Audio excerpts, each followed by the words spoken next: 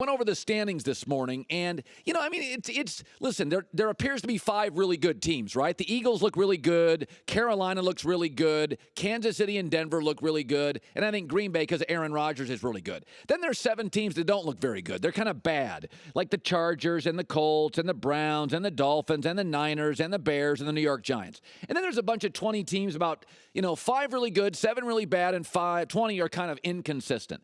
But here's my thing about the NFL. What do we really know? Because the overwhelming belief in the NFL right now is New England, whoa, they are out of control. Dallas isn't very good, even though Dallas really controlled the Rams and the Packers for much of the game and lost. But we're all sure, right, that the Kansas City Chiefs and Alex Smith are great. And you know I love Andy Reid, right? We're all convinced they're the best team in the league. Do we really know that? Let's have an honest moment amongst ourselves. Let's be brutally honest here. Alex Smith has done this to us 5 times, maybe 4, maybe 6. I'm losing count. When he looks great when the weather's good, September, October. And then when it gets cold, the guy without a great arm, when it's windy and it's cold and it's rainy and it's snowing, is average. Every single game he's ever played in the playoffs, except one when he won 30-0 against Brian Hoyer. Didn't you think in every one of those games he's the second best quarterback on the field? In his last 3 playoff games, he's had exactly 1 touchdown pass in each playoff game. His big playoff win, 30-0, took the opening kickoff for a touchdown, did Kansas City, against Houston, Brian Hoyer, warm weather, 4 touchdowns. Here's an interesting stat.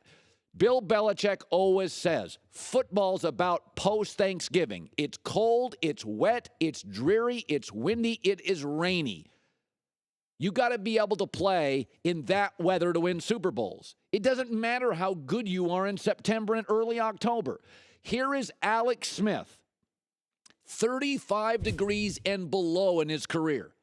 5-7, 60% completion rate, under 200 yards a game, a pathetic 15 touchdowns, 10 picks, and a passer rating of 82.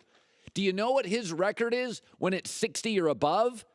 His passer rating jumps to 90. His touchdowns and interception, 2-to-1 ratio. His record is 40-22. Am I supposed to believe Alex Smith in the offseason had a bunch of creatine and he is totally jacked up now? He can throw a great deep ball. We've seen this multiple times. Certain guys, very good early.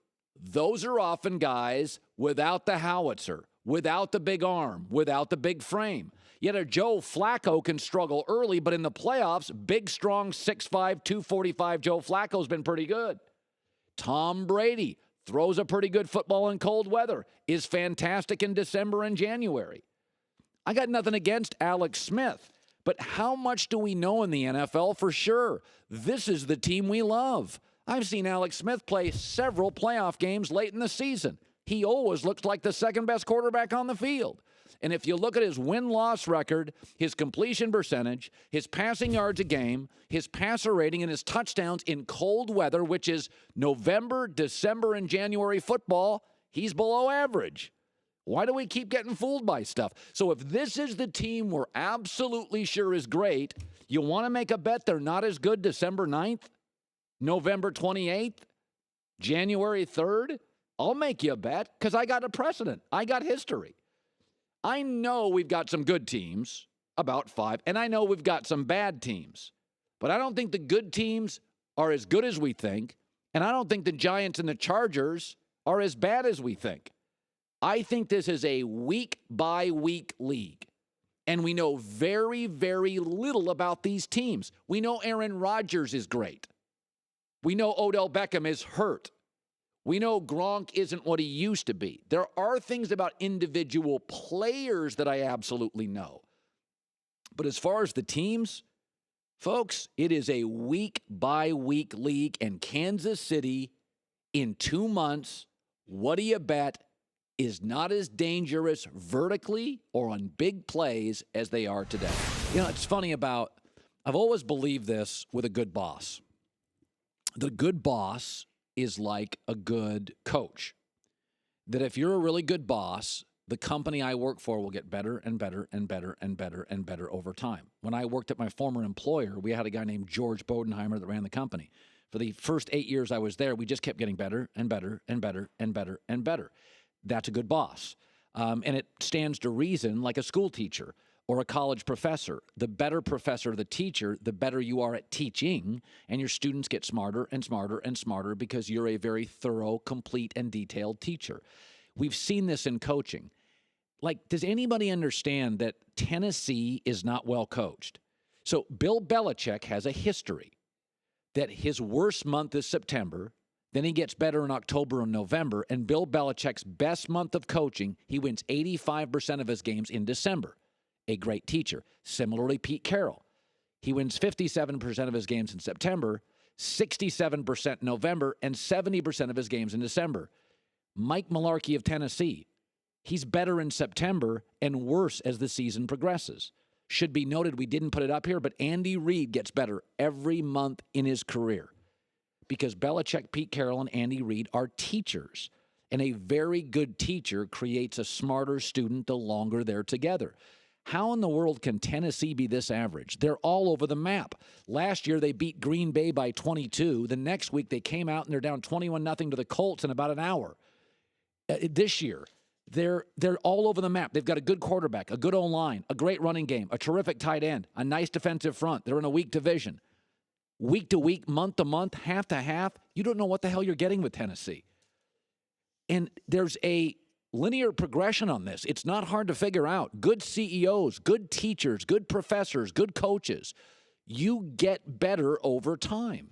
The NFL's never been a younger league. That's why it's imperative that you teach, not yell and scream. Teach kids. You're getting 24-year-olds. Over the course of 15 games, there are a lot of teaching moments. There are a lot of teaching opportunities. Tennessee right now is massively undercoached. They really are. And if you look at their coach, he is the opposite of Pete Carroll, Belichick, and Andy Reid. It's as if he's pretty good early in the season, but then when you force him on short time to prepare, his teams are inconsistent.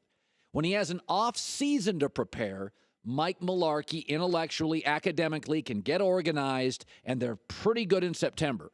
But then as you have short weeks and shorter weeks and play on Thursday and play on Monday and Sunday, and now you got 7, they get worse and worse and worse.